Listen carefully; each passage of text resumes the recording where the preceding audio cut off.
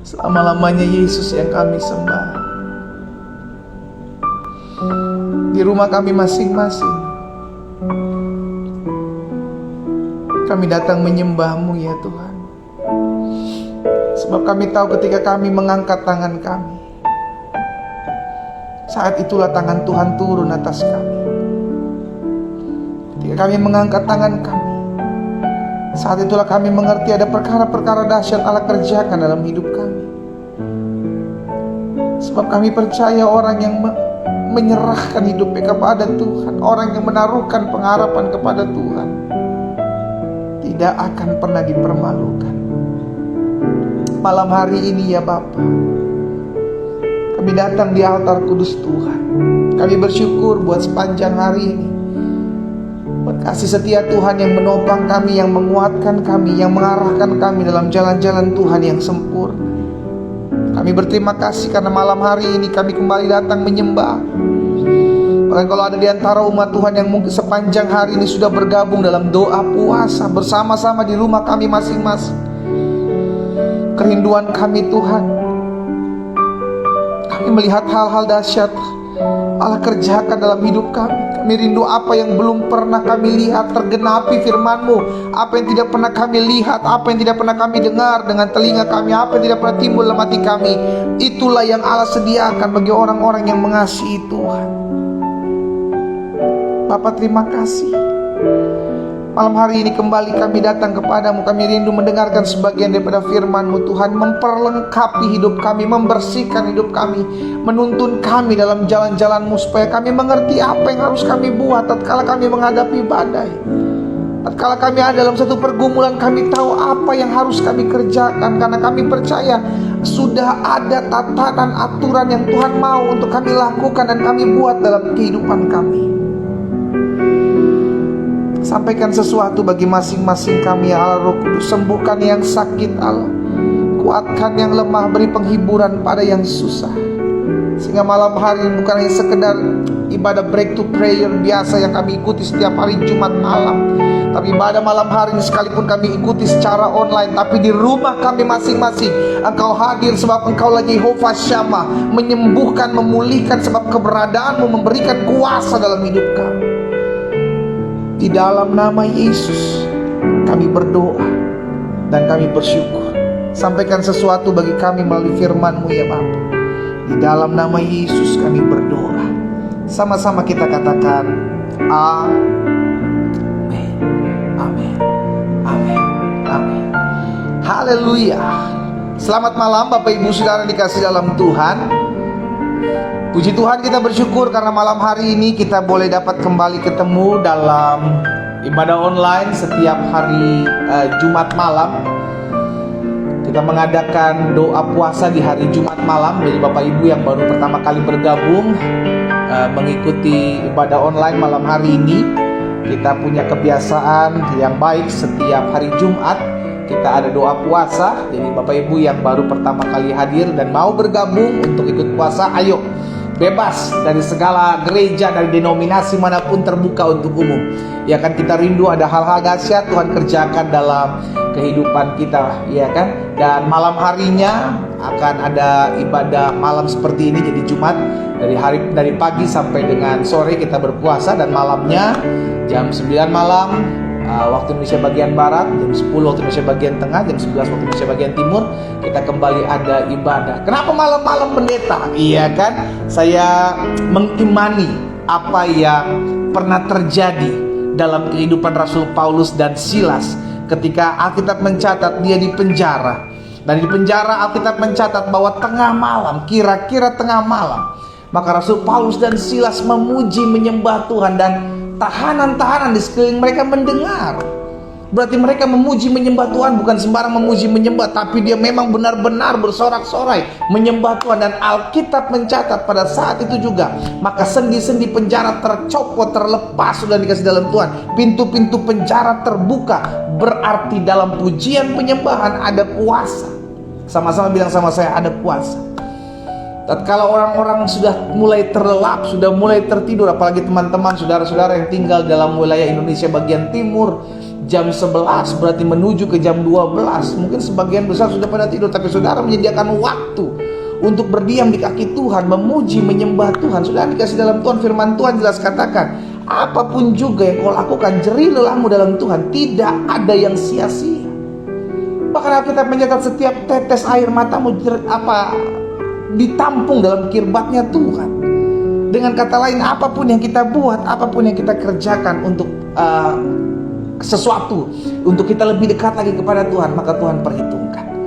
Amin. Jadi setiap hari Jumat malam kita ada breakthrough prayer atau doa terobosan atau doa puasa, karena hari Jumat itu kita puasa. Dan malamnya kita berdoa secara khusus, kita akan mengangkat pokok-pokok doa yang kita sudah tuliskan di selembar kertas. Jadi Bapak Ibu yang belum pernah menuliskan pokok-pokok doa, karena nanti setelah saya sharing firman sebentar, maka saya tutup dalam doa-doa yang akan kita angkat bersama-sama di altar kudus Tuhan. Dan kita percaya doa orang benar bila dengan yakin doa akan sangat besar kuasanya. Dan doa yang lahir dari iman, kata Yakobus, maka engkau akan melihat hal-hal yang dahsyat dalam kehidupanmu. Nah, hari ini ada satu kebenaran firman Tuhan. Jangan lupa pastikan kita sudah siapkan formulir doa kita di depan meja tempat di mana kita akan berdoa, ya kan? Atau di dalam Alkitab kita, sehingga ketika kita selesai merenungkan firman, kita akan berdoa bersama-sama buat pokok doa kita. Hari ini saya membagikan satu kebenaran firman Tuhan, Bapak Ibu saudara dikasih dalam Tuhan, tentang Yairus, iya kan?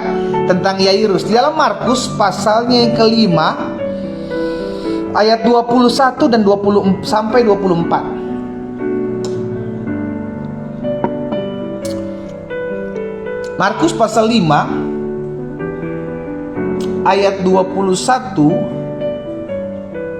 sampai dengan ayat 24 dulu ya. Nanti kita lompat lanjut di ayat 35 sampai dengan ayat 43. Kenapa lompat? Nanti kita lihat sama-sama ya. Sesudah Yesus menyeberang lagi dengan perahu, orang banyak berbondong-bondong. Markus 5 ayat 21 sampai 24. Orang banyak datang berbondong-bondong lalu mengerumuni Yesus. Berarti di sekeliling Yesus bukan sedikit orang, saudara. Alkitab mencatat berbondong-bondong orang datang mengerumuni Yesus, sedang ia berada di tepi danau. Ayat 22. Datanglah seorang kepala rumah ibadat yang bernama Yairus. Siapa Yairus? Yairus adalah seorang kepala dari rumah ibadat yang ketika dia datang, ia melihat Yesus, maka apa yang terjadi? Tersungkurlah ia di depan kaki Yesus. Ada satu permohonan yang sampai membuat Yairus membungkukkan dirinya untuk merendahkan dirinya di hadapan Tuhan Yesus. Apa permohonan itu? Ayat 23. Dan memohon dengan sangat kepada Yesus. Apa dikatakan?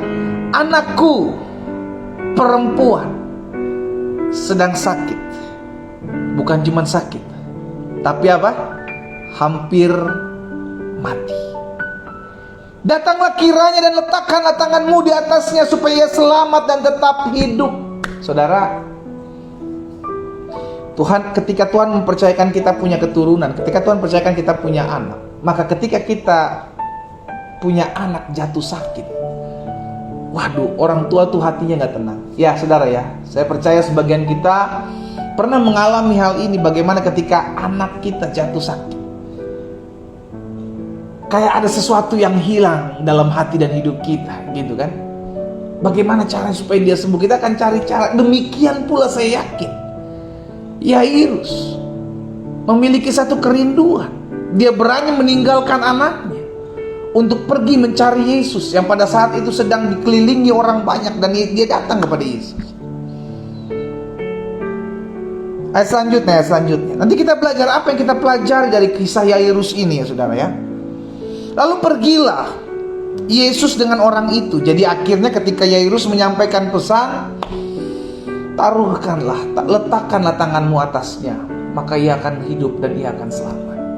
Maka Yesus mengikuti Yairus untuk pergi ke rumah Yairus untuk menyembuhkan anak perempuannya yang sakit.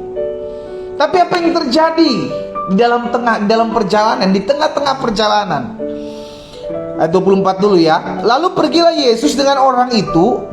Orang banyak berbondong-bondong mengikuti. Jadi yang pergi bukan cuma Yesus, murid-murid dan orang banyak, dan Yairus, no, orang banyak pun mengikuti dan berdesak-desakan di dekat Yesus.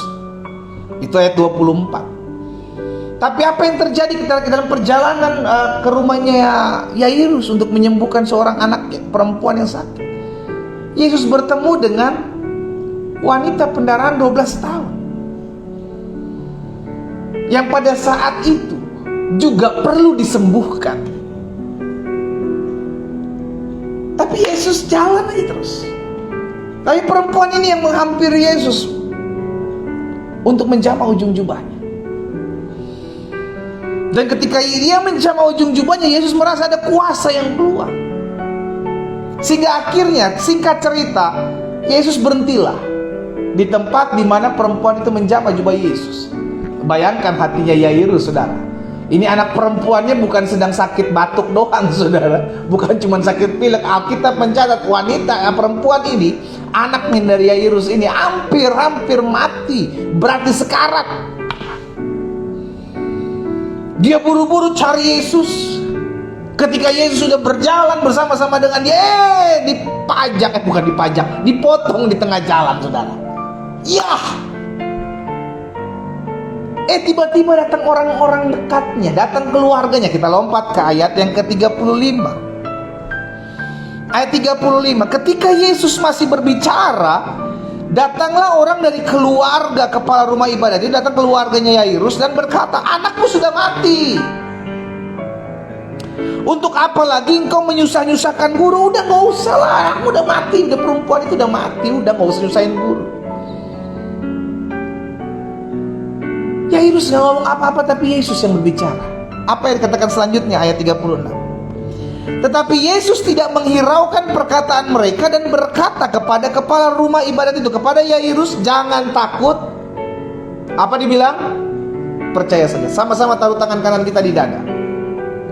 Sama-sama bilang sama saya, tugas saya cuman percaya. Sama-sama ketik di kolom komentar, tugas saya cuman percaya.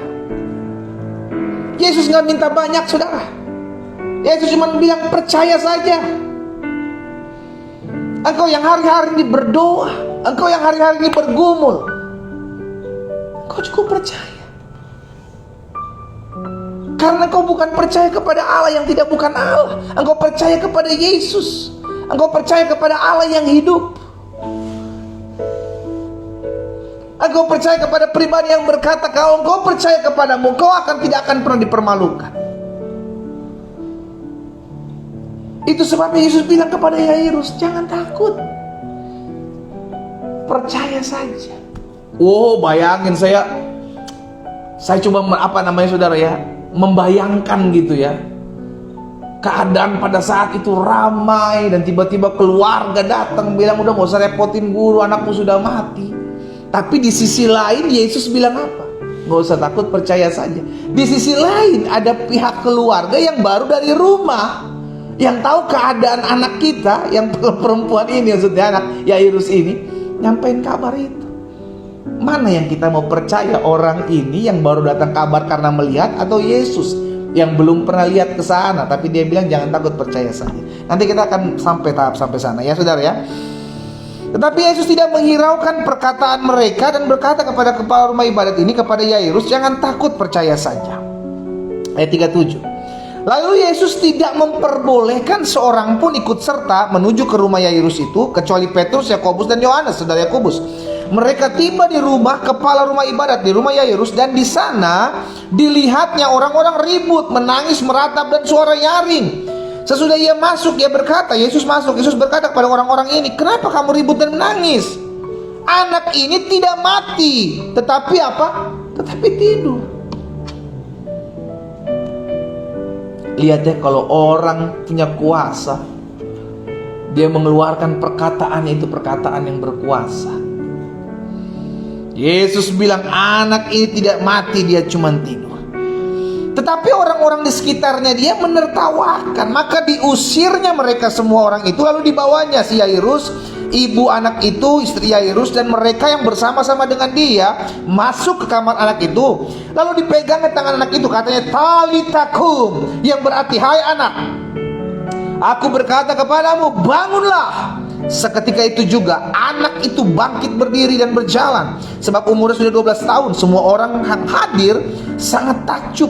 Dengan sangat ia berpesan kepada mereka supaya jangan seorang pun mengetahui hal itu. Lalu ia menyuruh mereka memberi anak itu makan. Saudara dikasih dalam Tuhan, apa yang kita pelajari dari peristiwa Yairus ini? Ada beberapa hal yang saya mau bagikan buat setiap kita berkenaan dengan kisah Yairus dan apa yang Alkitab sudah catat.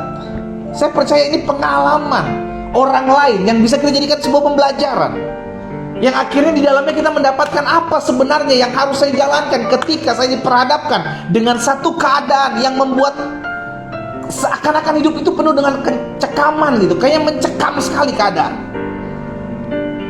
Yang pertama, pelajaran yang kita ambil dari kisah Yairus yang pertama, Yairus percaya. Dia adalah orang percaya bahwa Yesus berkuasa. Dari mana saya tahu Yairus percaya bahwa Yesus berkuasa? Yairus berani meninggalkan anaknya yang sekarat, saudara. Seharusnya seorang ayah yang anaknya sekarat, dia akan terus menemaninya. Tapi dia berani meninggalkan anaknya yang sekarat. Dia pergi datang kepada Yesus. Kenapa? Karena dia percaya Yesus bisa menyembuhkan anaknya. Dan itu terbukti dari perkataan Yairus kepada Yesus, perkataan orang percaya. Di ayatnya yang ke-23, saudara. Di ayat 23, apa yang dikatakan di ayat 23? Coba kita lihat ya. Yairus bilang begini kepada Yesus, anakku perempuan sedang sakit, hampir mati, sekarat. Datanglah kiranya dan letakkanlah tanganmu atasnya supaya ia selamat dan tetap hidup. Perhatikan perkataan. Anakku hampir mati, datanglah kepadaku dan tumpangkanlah tanganmu ke atasnya. Supaya apa? Supaya ia selamat dan tetap hidup. Berarti Yairus tahu bahwa Yesus bukan orang sembarangan. Berbeda dengan kisah orang tua yang anaknya kerasukan roh bisu. Orang ini ragu, orang ini bimbang. Orang tua, ayah dari seorang anak yang dari lahir sering kerasukan roh bisu. Coba lihat Markus 9 ayat 23. Ini saya mau bandingkan ya saudara. Sama-sama seorang ayah, sama-sama orang tua yang memiliki anak bermasalah. Markus 9 ayat 22 bilang begini, dan seringkali roh itu menyeretnya ke dalam api ataupun ke dalam air untuk membinasakannya. Lalu dia bilang begini sama Yesus, sebab itu jika engkau dapat berbuat sesuatu. Hal ini ditegur sama Yesus. Makanya kalau ayat selanjutnya saudara baca, Yesus bilang begini, katamu jika engkau dapat. Tidak ada yang mustahil bagi orang percaya. Orang tua yang memiliki anak, memiliki roh bisu ini bilang sama Yesus, jika engkau dapat. Berbeda dengan Yairus. Yairus bilang sama Yesus, datanglah ke rumahku, tumpangi tanganmu, aku percaya dia akan sembuh dan dia akan hidup. Jelas suatu perbedaan. Walaupun sama-sama orang tua memiliki anak bermasalah, Yairus percaya sama Yesus. Itu sebabnya dia menghampiri pribadi ini. Dia berani meninggalkan anak yang sedang sekarat untuk berjumpa dengan Yesus. Jadi pelajaran yang kita ambil dari kisah Yairus yang pertama, Yairus percaya bahwa Yesus berkuasa. Sekarang jadi pertanyaan, kita punya masalah, kita punya pergumulan, kita punya tantangan yang hari-hari ini kita hadapi. Sekarang jadi pertanyaan, kita masih mau nggak datang sama Yesus? Atau kita udah capek, kita bilang, aduh capek pendeta, saya udah datang sama Yesus, Yesus belum buat apa-apa. Saya udah berdoa tapi saya belum lihat jawaban doa. Masihkah kita mau datang sama Yesus? Masihkah kita jadi orang-orang percaya yang masih tetap percaya bahwa Yesus sanggup buat mujizat? Masihkah Biarlah pertanyaan itu berkecamuk terus dalam hati dan hidup kita. Masihkah saya percaya bahwa sampai hari ini Yesus saya masih buat mujizat? Masihkah saya percaya sekalipun saya belum melihat doa-doa saya dijawab, masihkah saya percaya bahwa Yesus yang saya datangi adalah pribadi yang punya kuasa? Masihkah kita percaya? Yang kedua, pelajaran yang kita ambil dari kisah Yairus. Yang pertama, Yairus percaya bahwa Yesus berkuasa. Hampiri dia, datang kepada pribadi ini. Yang kedua, pelajaran yang kita ambil dari kisah Yairus. Yairus tetap sabar menantikan waktunya Tuhan. Itu terbukti ketika dalam perjalanan Yairus bersama dengan Yesus. Ini buru-buru supaya anaknya jangan mati. Di tengah perjalanan tiba-tiba ketemu dengan satu masalah yang memang Yesus mesti selesaikan. Masalah itu tentang perempuan pendaran 12 tahun. Yairus bisa saja dengan egois bilang, saya duluan kali yang minta tolong, ayo dong ke rumah saya duluan. Bisa aja. Orang ketemu perempuan pendaran 12 tahun tengah jalan kok, yang tadinya mau menuju perjalanan ke rumah Yairus. Saya dulu dong, Yesus, kan saya yang duluan mampir, yang panggil. Tapi Yairus nggak ngomong. Yairus dengan sabar menunggu. Bisa saja dia kecewa sama Yesus. Yesus, saya duluan, kenapa engkau melayani dia duluan? Bisa saja dia memutuskan untuk pergi. Percuma saya datang kepada Yesus. Tapi itu tidak dia buat. Dia tetap menunggu tatkala Yesus sedang memulihkan, bertemu dengan wanita 12 tahun pendarahan ini. Dia tetap tunggu. Dia tetap nantikan.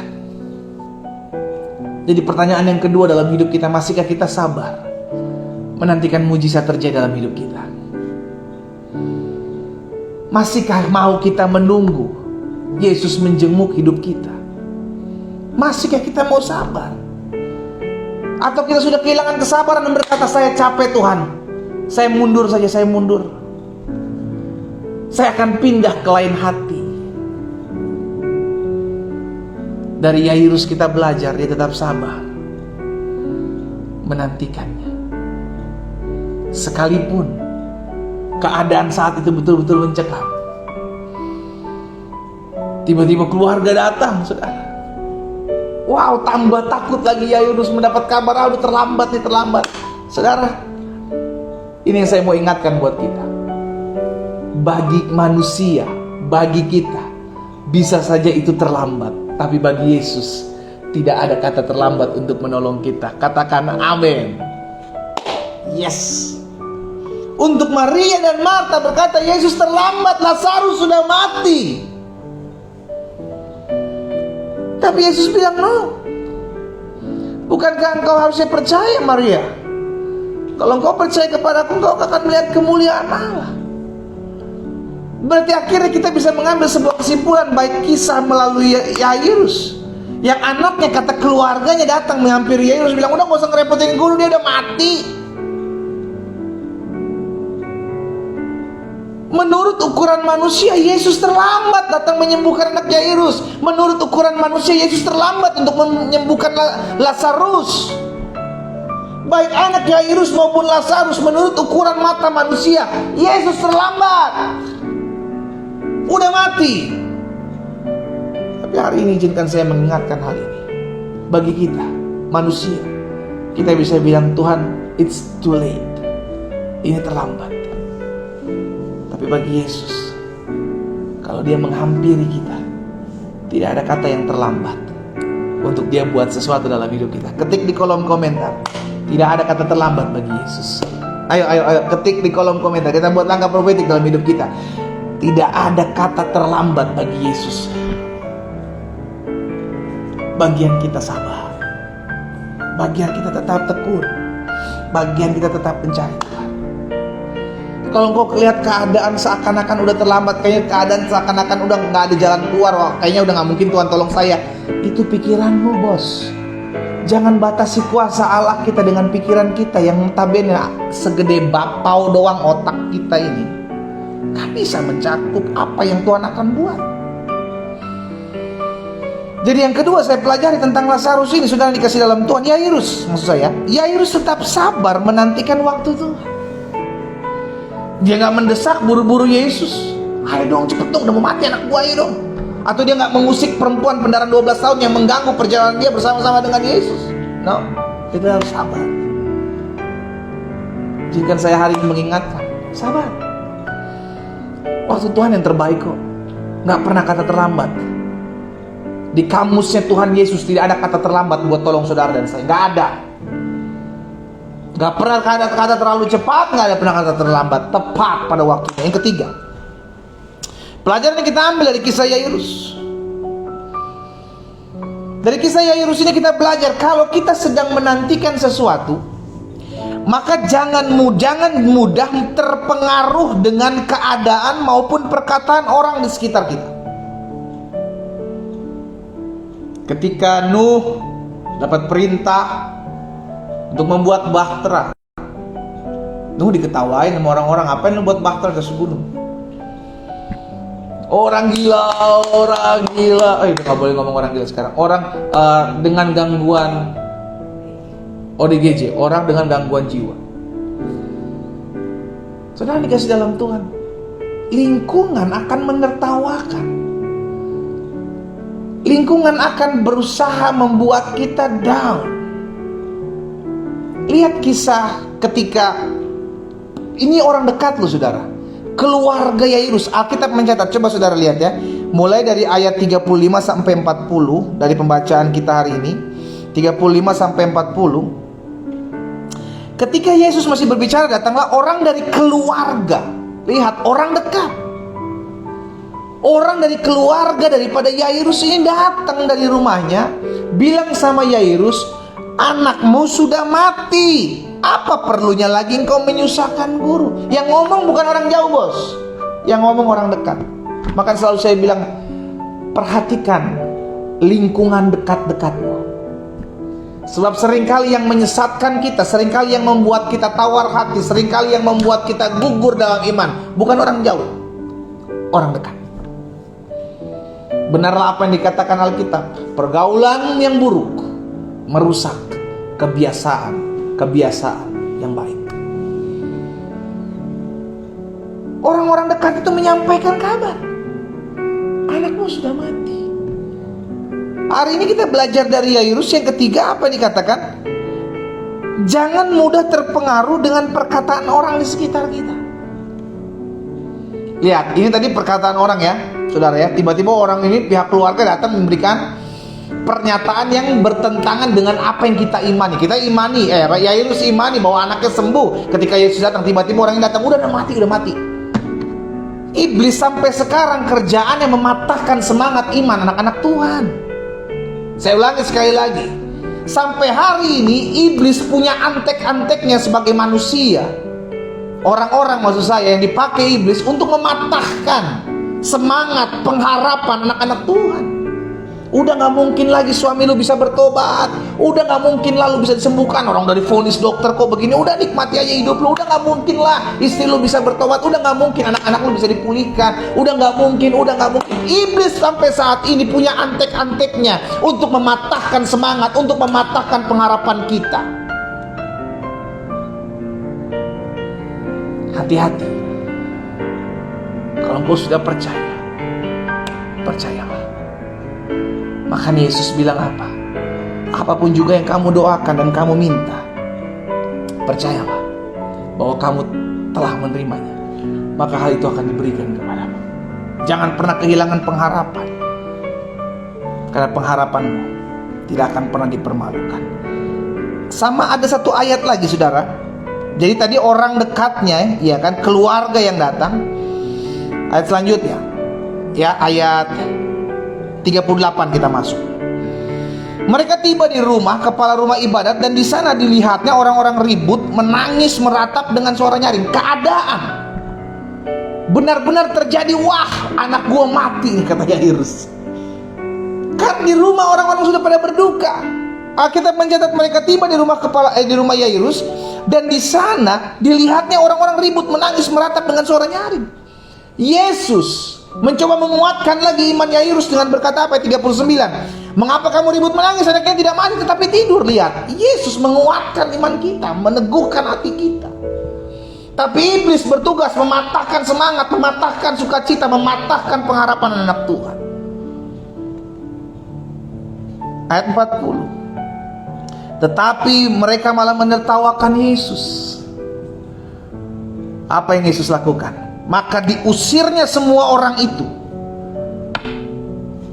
Pilihlah orang-orang di lingkunganmu yang bisa mensupport imanmu.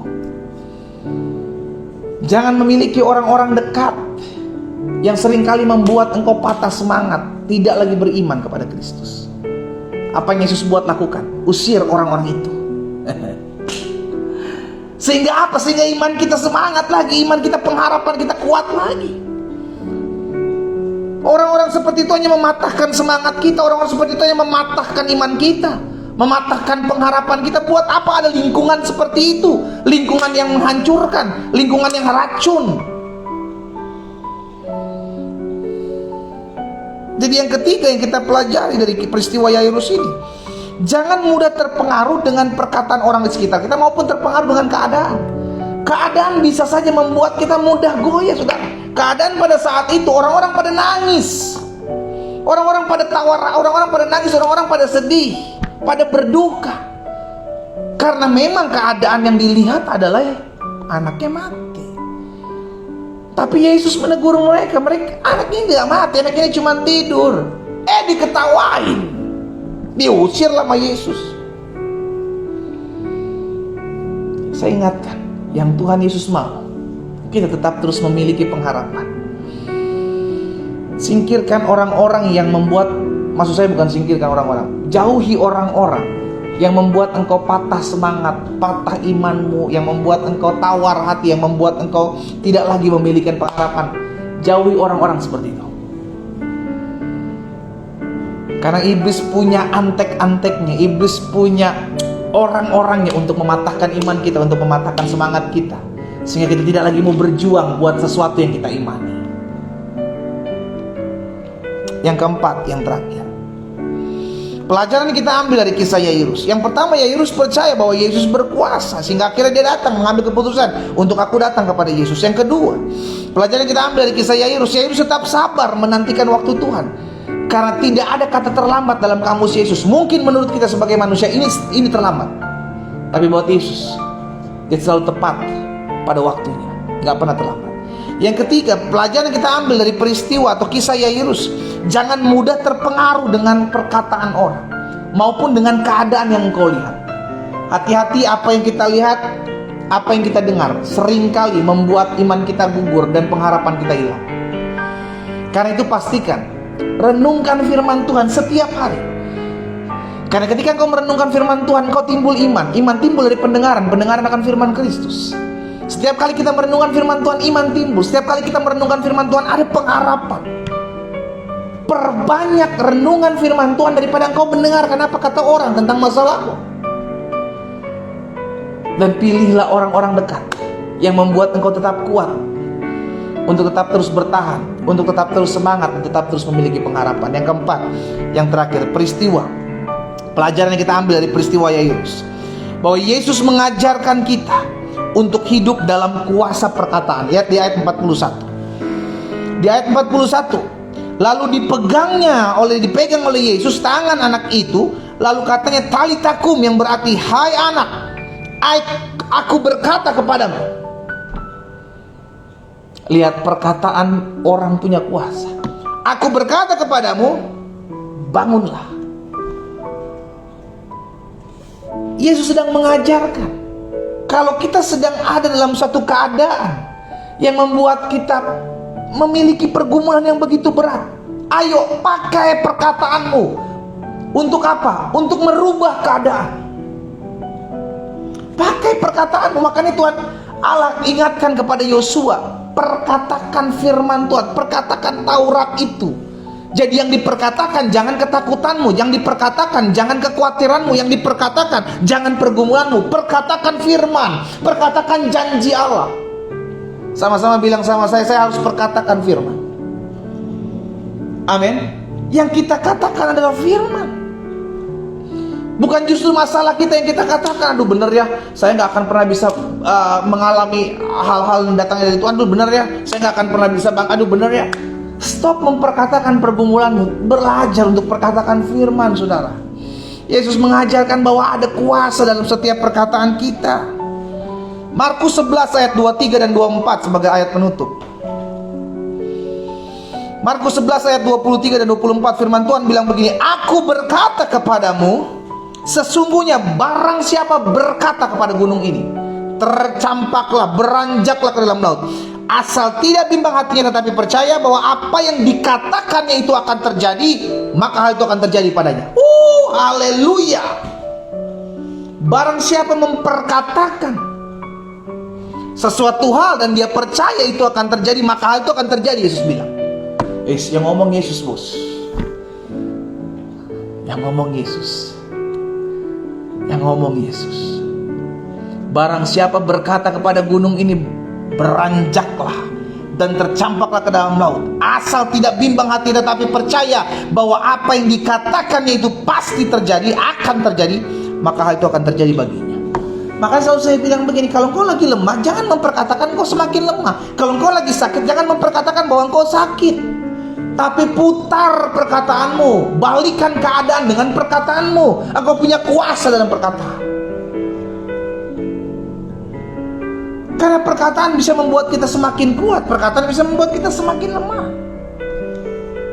Ubah keadaan. Engkau adalah apa yang kau katakan. Amin. Kita adalah apa yang kita katakan. Belajar untuk memperkatakan firman. Makanya setiap hari di channel YouTube saya, Glenn Latuheru, saya bagikan renungan firman setiap hari, Senin sampai Sabtu. Karena Minggu kita kembali ke gereja kita masing-masing. Sederhana, gak banyak-banyak saya bagikan kebenaran firman Tuhan agar kita mengingat bahwa saya masih punya Tuhan, kita masih punya Tuhan, kita harus pegang janji Tuhan, kita harus perkatakan perkataan firman. That's it. Karena manusia sering lupa. Dia hanya ingat apa yang ada di depannya. Belajar terus memperkatakan firman. Perkatakan. Engkau adalah apa yang kau katakan. Itu yang Yesus ajarkan.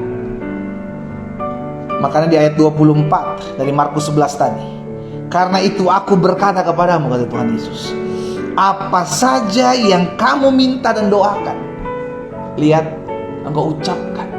Minta dan doakan, engkau perkatakan, dan percayalah bahwa kamu telah menerimanya, maka itu akan diberikan kepadamu.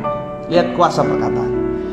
Saudara dikasih dalam Tuhan, 4 hal ini saya bagikan buat setiap kita tentang peristiwa Yairus.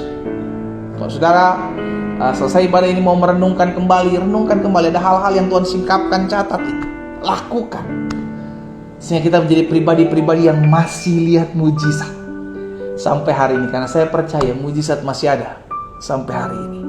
Asalkan kau tidak bimbang, asalkan kau percaya, maka kau akan lihat mujizat.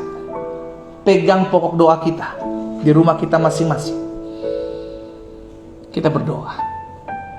Malam hari ini kami datang kepada Tuhan. Kami bersyukur karena kami tahu kami diingatkan firman Tuhan. Kami diingatkan firman Tuhan bahwa kami harus percaya bahwa Yesus, namamu berkuasa. Karena itu kami percaya bahwa bagi Yesus tidak ada perkara yang mustahil. Itu sebabnya sampai hari ini kami beriman, sampai hari ini kami percaya apapun yang kami gumuli, apapun yang kami hadapi, sampai saat ini kami cakap menanggung segala perkara dalam Yesus yang memberikan kekuatan bagi kami. Kami diingatkan untuk kami tetap sabar menantikan waktu Tuhan. Mungkin menurut kami terlambat, tapi bagi Yesus kami tidak ada dalam kamus Tuhan Yesus bahwa itu terlambat. Selalu tepat pada waktunya. Tuhan tolong kami. Ampuni kami yang seringkali meragukan ketepatan waktu Tuhan. Ampuni kami Allah. Tapi hari ini kami diingatkan dalam peristiwa Yairus, bahwa ketika dia sabar, dia melihat mujizat, sabar dia melihat kuasa Allah dinyatakan. Hari ini kami juga diingatkan agar tidak mudah terpengaruh oleh orang-orang di sekeliling kami dengan mematahkan pengharapan kami, dengan mematahkan iman kami. Biarlah kami memilih orang-orang yang tepat untuk kami bergaul, sehingga Kami tetap terus memiliki pengharapan, kami tetap terus memiliki kepercayaan. Hari ini kami diingatkan ya Tuhan. Terima kasih Tuhan Yesus telah mengajarkan kami dengan kuasa perkataan. Kami adalah apa yang kami katakan. Kami mau perkatakan saat ini, kalau kami sakit, kami sudah dijamah dan disembuhkan Tuhan. Karena kami tahu firman Tuhan jelas katakan, kepercayaan kami dalam nama Yesus, itulah yang menyembuhkan kami. Kami tahu Tuhan Yesus berkuasa, Tuhan Yesus menyembuhkan kami. Bilur-bilur darah Yesus sudah menjamah dan menyembuhkan kami. Kami terima dengan iman. Mari saudara, perkatakan engkau yang sakit, perkatakan hari ini engkau sembuh oleh kuasa bilur darah Yesus. Perkatakan, keluarkan dari mulutmu, di dalam nama Yesus, kami yang sakit sudah dijamah dan disembuhkan Tuhan. Bahkan kami juga mau memperkatakan, setiap kami yang memiliki masalah dalam rumah tangga kami, suami kami selingkuh, istri kami selingkuh, kami mau perkatakan hari ini dalam nama Yesus, suami kami berbalik kepada kami istri yang sah, istri kami berbalik kepada kami suami yang sah. Di dalam nama Yesus terjadi, rumah tangga kami dipulihkan, rumah tangga kami dipulihkan, ekonomi kami dipulihkan, keuangan kami dipulihkan, kami menjadi orang-orang yang diberkati Tuhan. Perkatakan saudaraku, perkatakan dalam nama Yesus. Dan jangan bimbang. Jelas Tuhan Yesus katakan, aku berkata kepadamu, sesungguhnya barang siapa berkata kepada gunung ini, beranjaklah dan tercampak ke dalam laut, asal tidak bimbang hatinya tetapi percaya apa yang dikatakannya itu akan terjadi, maka hal itu akan terjadi baginya. Kami terima dengan iman. Kami terima dengan iman. Terima kasih Tuhan Yesus, terima kasih. Malam hari ini kami dapat satu pewahyuan. Biarlah hidup kami tidak dikuasai oleh keadaan, hidup kami dikuasai oleh kasih Tuhan. Dan biarlah mulai hari ini kami mau memperkatakan perkataan-perkataan yang membangun. Mulai hari ini kami mau memperkatakan perkataan yang kami rindukan terjadi dalam hidup kami.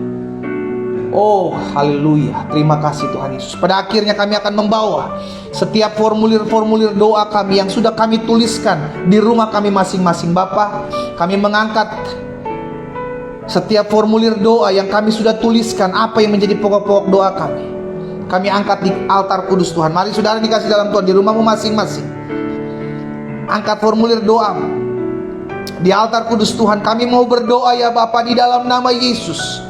Hamba bersama dengan umatmu di rumah mereka masing-masing mengangkat formulir doa kami yang di dalamnya sudah kami tuliskan setiap pokok-pokok doa kami. Kami berdoa di dalam nama Yesus. Di dalam nama Yesus, nama yang penuh kuasa, kami perkatakan setiap pokok-pokok doa kami dijawab oleh Tuhan. Dan kami melihat semuanya terjawab tepat pada waktunya di dalam nama Yesus dengan cara-cara Tuhan yang ajaib bagi kami. Kami lihat mujizat di dalam nama Yesus. Kami terima di dalam nama Yesus terjadi. Terima kasih Bapa. Kami bersyukur. Turunkan formulir doa kita. Kami bersyukur Tuhan. Kami bersyukur buat kasih setia Tuhan. Kami bersyukur buat anugerah Tuhan. Kami berterima kasih. Malam hari ini kami berterima kasih. Kami terus berdoa buat masa-masa pandemik ini. Oh Tuhan, belas kasihan-Mu ada atas kota di mana kami tinggal. Belas kasihan-Mu ada atas bangsa di mana kami hidup. Anugerah-Mu ada. Pulihkan bangsa kami Tuhan dari pandemi COVID ini. Kami berdoa dalam nama Yesus sehingga tidak ada lagi varian-varian yang baru. Oh Tuhan Yesus, tolong di dalam nama Yesus. Terima kasih Bapa. Semua dalam campur tangan Tuhan, semua dalam kendali Tuhan Yesus. Kami berkuasa sampai hari ini. Itu sebabnya hari ini kami bersyukur. Kami ucapkan berkat buat pemimpin-pemimpin kami, pemerintah kami, bangsa kami. Diberkati pemimpin-pemimpin kami dalam mengambil keputusan, dalam bertindak, dalam melakukan segala sesuatu. Roh takut dan gentarakan Tuhan ada dalam hidup mereka. Terima kasih Tuhan Yesus. Pada akhirnya hamba menyerahkan setiap umat Tuhan yang bergabung dalam ibadah doa malam hari ini secara khusus maupun mereka yang mengambil waktu untuk berpuasa di dalam nama Yesus. Jadilah mereka tidak ada yang sia-sia. Allah memperhitungkan setiap taburan mereka. Allah memberkati hidup mereka. Baik mereka yang bergabung melalui Zoom, mereka yang bergabung di Instagram, mereka yang bergabung di Facebook. Hamba berdoa, hamba ucapkan berkat di dalam nama Yesus. Biarlah hidup mereka semakin hari semakin dekat dengan Tuhan. Taruhkan hati yang mengasihi, mencintai Tuhan, hati yang bersemangat untuk tetap taat, tetap setia mengiring Tuhan. Dan Roh Kudus yang mengingatkan kami akan segala sesuatu apa yang harus kami lakukan dalam kebenaran firman-Mu. Saudara dikasih dalam Tuhan, angkatlah kedua belah tangan dan terimalah berkat Tuhan. Bapa, hamba ucapkan berkat buat umat-Mu di dalam nama Yesus. Turun berkat anugerah kasih setia Tuhan. Bahkan pemeliharaan perlindungan Tuhan menjadi milik bagian kami mulai malam hari ini Sampai Maranatha Tuhan Yesus datang kali yang kedua menjemput setiap kami. Demi nama Yesus Kristus Tuhan kami berdoa. Sama-sama kita katakan amin. Saudara dikasih dalam Tuhan, kita masih punya Tuhan. Kalau kita masih punya Tuhan, berarti kita masih punya mujizat dalam hidup kita. Tetap berharap, tetap berseru, tetap berdoa, tetap terus perkatakan hal-hal yang kau rindukan untuk engkau alami dalam kehidupanmu. Doa saya menyertai saudara. Selamat malam, selamat beristirahat. Kita kembali ketemu hari Senin dalam ibadah doa pagi bersama-sama jam 4.30 waktu Indonesia bagian Barat, 5.30 waktu Indonesia bagian Tengah, dan 6.30 waktu Indonesia bagian Timur.